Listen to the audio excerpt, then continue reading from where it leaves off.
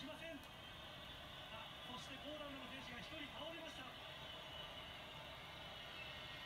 途中交代の選手言いたいんですけど、も